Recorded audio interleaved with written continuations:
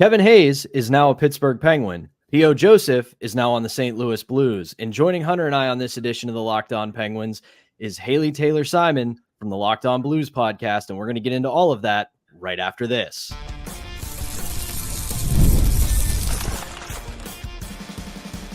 Your Locked On Penguins, your daily podcast on the Pittsburgh Penguins. Part of the Locked On Podcast Network, your team every day. Hello and welcome back to another edition of the Locked On Penguins podcast, as well as another edition of the Locked On Blues podcast.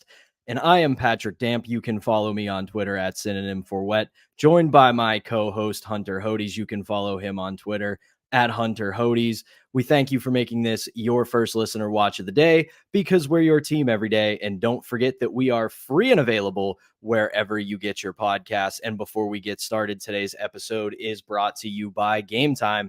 Download the Gametime app, create an account, and use code LOCKEDONNHL for $20 off your first purchase. Terms apply.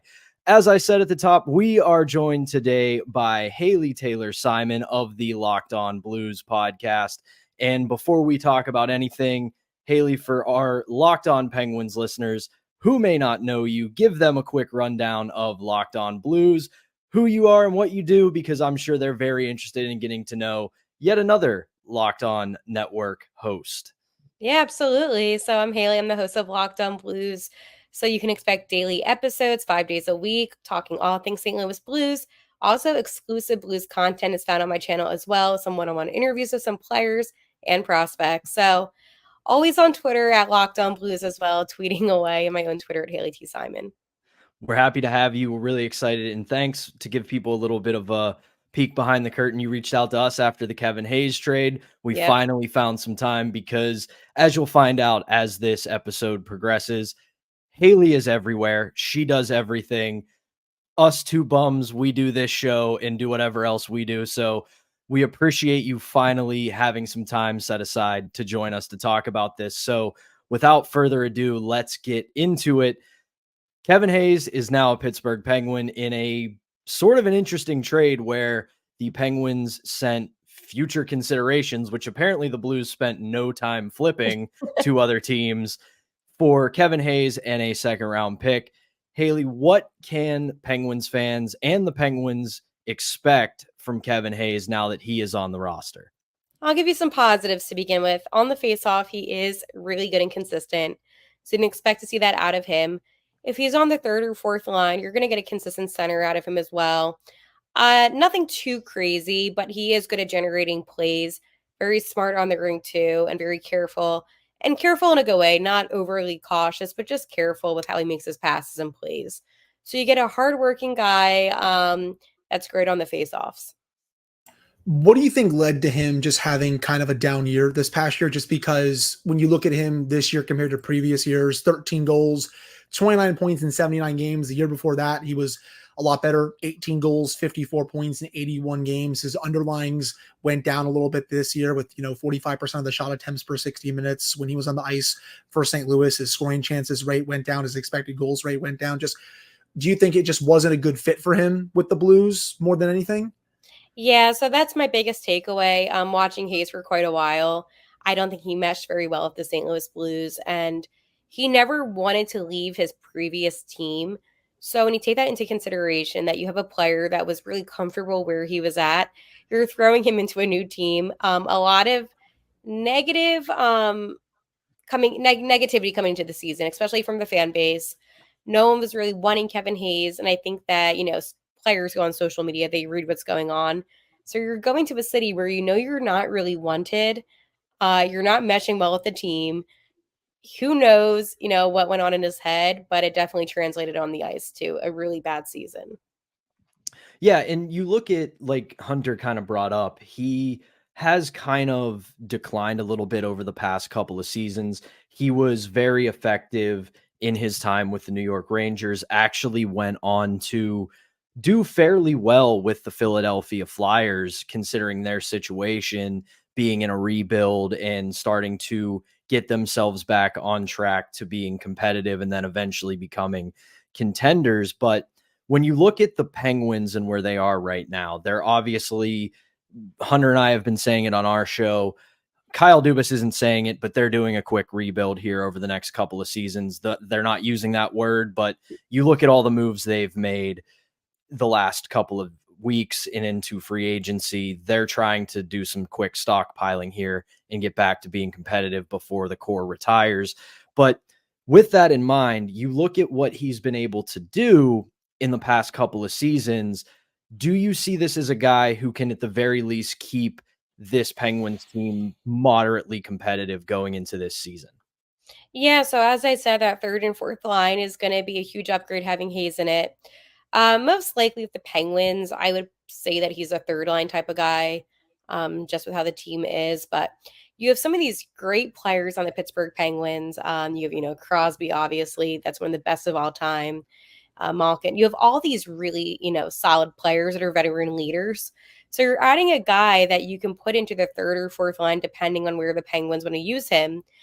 And it's going to really help out these younger guys, especially the young guys that they drafted a couple years ago, the guys that, maybe they decide to bring up from the AHL. But the point is that the Penguins are now going to have a player in Kevin Hayes that is going to be able to work with Sidney Crosby. He's never played with Sidney Crosby. They've been Metropolitan Division rivals for quite a while with the different teams that he's been on. So now he gets an opportunity to really excel and play with one of the best in the league. So overall, this is a huge win for the Penguins. They gave up future considerations, which I know that's a little tough sometimes to have to give away. But at the end of the day, you're really winning the trade. Like the Penguins, no matter what, are going to benefit from this situation having Kevin Hayes. Right. And Pat and I, we both think he's probably going to slot in at third line center. And if Lars Eller is still on the team, he'll probably slot down to fourth line center just for added depth. And I think of him more at this point as a playmaker for his career. And if they were to put some finishers around him, I think that has the makings of a pretty sound third line. Would you agree with something like that? Maybe adding a finisher or two to his line that can just finish off the chances that, for him as a playmaker that he would create. Yeah, so Kevin Hayes, he used to be a big goal scorer back in the day, but over time we saw that kind of go away and he's more of a playmaker as we talked about. So if you have somebody that's able to score those goals, but him setting up the play, then you're going to have a really solid third line and a very beneficial third line. Third lines in the NHL, for whatever reason, always stress me out because I feel like the fourth lines, you always have to work on them and make them solid. But the third lines sometimes get a little bit neglected. So now that you're giving that tender loving care of the third line and you're having Hayes, who is, I have to tell you, but as I said, phenomenal on the faceoff. So you're having a guy that's going to be able to generate the puck to the net. You're going to get points out of that third line. So we've talked, to end this segment, we've talked pretty much here at this point about some strengths and some positives with Kevin Hayes. And I'm admittedly a little bit higher on this than most. I think for obviously you give up nothing to get a guy like Kevin future Hayes. Considerations. Yeah. Which who knows what that could be. It could be literally anything, or as we've seen plenty of times in the NHL, turns into nothing. But we look at all that and we think, okay, we got a solid third line guy. Like I said, I'm admittedly a little bit higher on it than most. I think he's going to help solidify a third line, which is something the Penguins have been severely missing for the past few seasons. But what would you say are some of the weaknesses? Because we know that a little bit up there in age, not the fastest skater. So if there's a downside to having Kevin Hayes on your roster, what should we be cautioned for? And I'm going to be nice on this.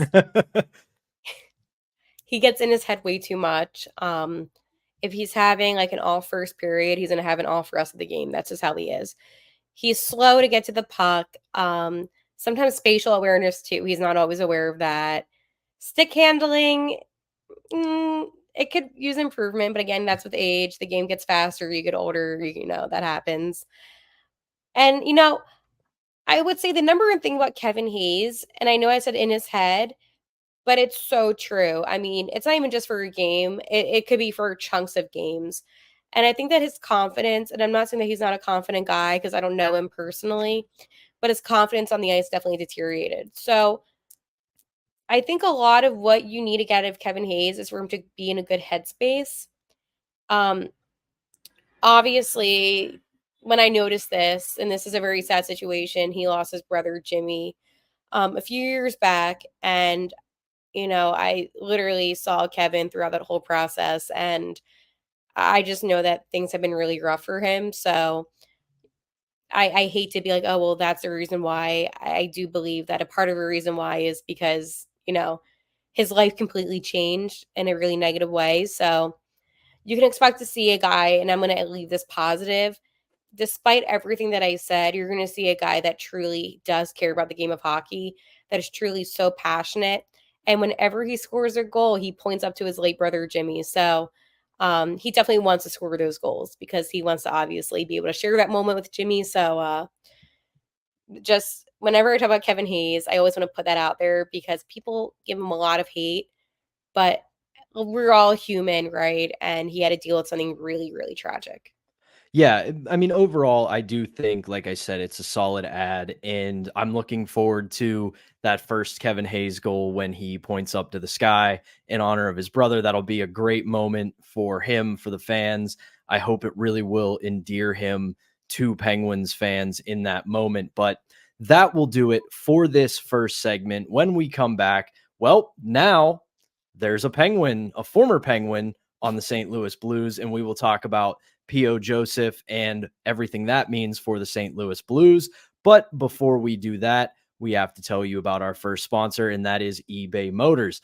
Passion, drive, and patience, the formula for winning championships, is also what keeps your ride or die alive. eBay Motors has everything you need to maintain your vehicle and level it up to peak performance.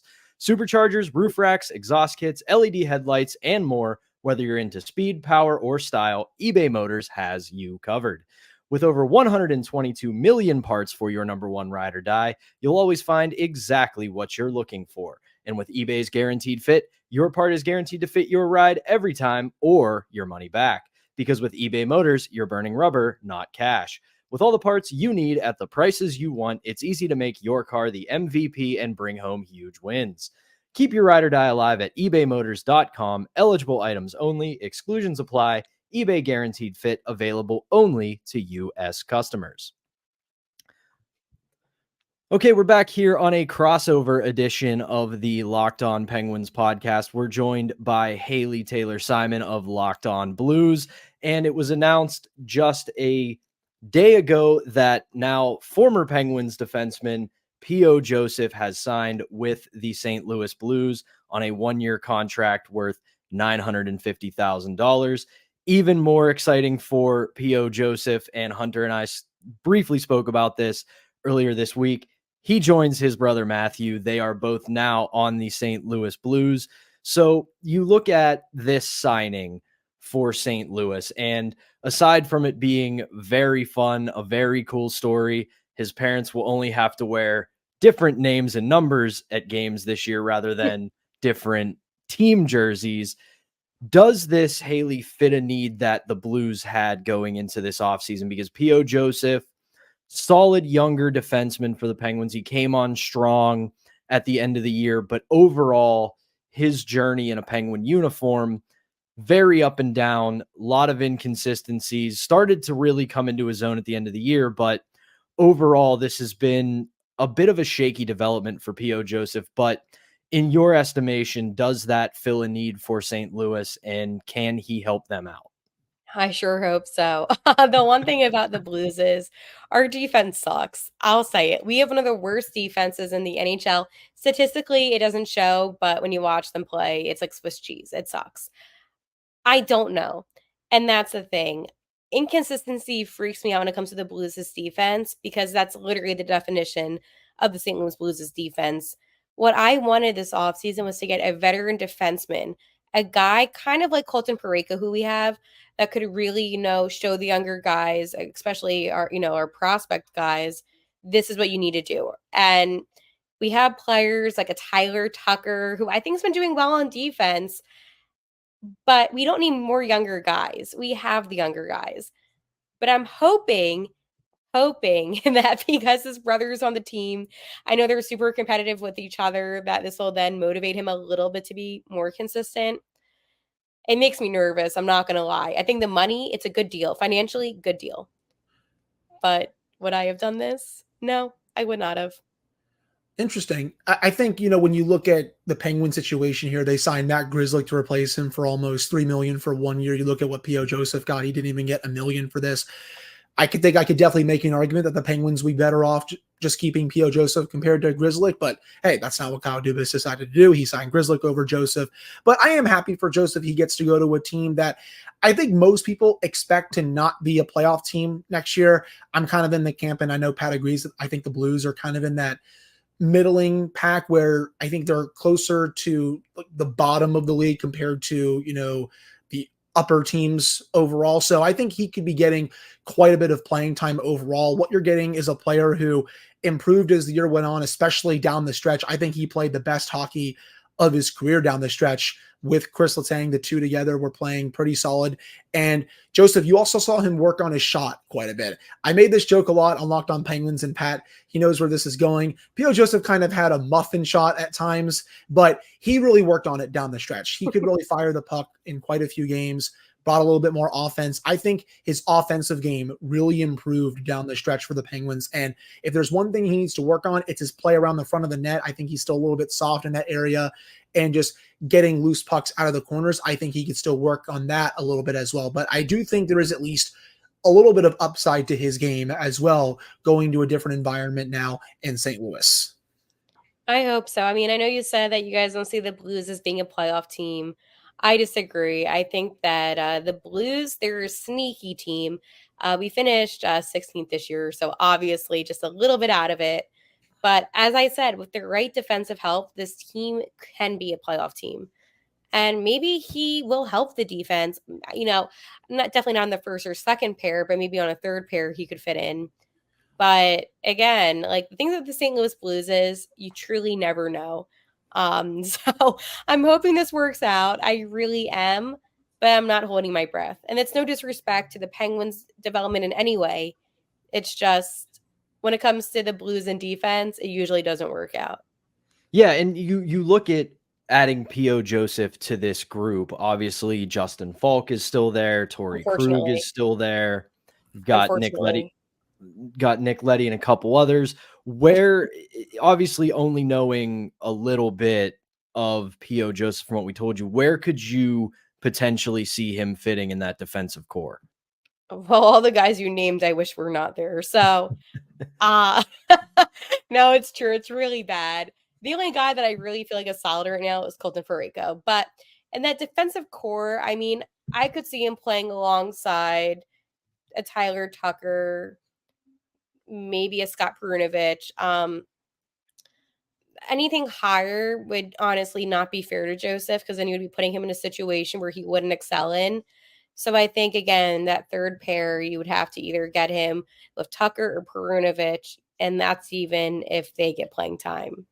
Yeah, I think the third pair is probably best for him at this point. I mean, he was playing top pairing minutes with Letang, but the Penguins kind of had no choice in that situation just because of how bad Ryan Graves had been for most of the season. Then, he got a little bit banged up towards the end of the season, but they kind of really had no choice. He was playing a little bit out of his depth, but he still played fine enough. I mean, it was better than Ryan Graves overall, but I still think not a hard bar to clear. Yeah, yeah, you're saying it like the bar is on the floor for Graves heading into next season.